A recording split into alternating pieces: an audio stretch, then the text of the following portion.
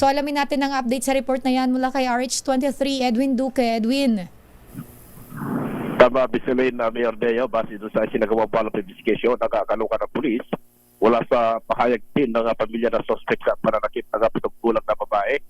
Meron daw itong mental disorder o medical history.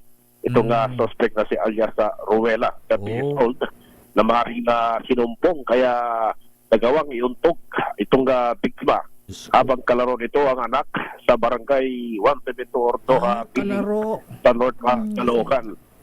Yes, at itong nakalipas na Enero 2024, taong kasalukuyan, nagbaga na pang insidente kung saan ay sinunggaban ng suspect itong biktima at binagsak sa sahig at nagwalang provokasyon habang nakikilaro sa isang kaibigan.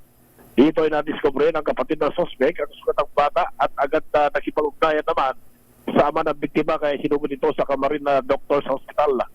Agad na pinaresto ito ni Police Colonel Edsel Canal. Itong suspect sa substation 8 at sa follow-up operation nga ay nahunit nakakulong ngayon habang inobserbahan ang kondisyon nito ang kanyang pag-iisip habang upang masunod ang kanyang karapatan. Ayon naman sa opisyal, sinampan ito ng kaso prostrate na border habang inobserbahan pa rin ang biktima sa pagmutan. Yan, follow-up report mula pa rin sa Caloocan, RH23. Edwin Duque nagulat sa DZRH. Una sa Pilipinas, una sa Pilipino. Damdamin Bayan.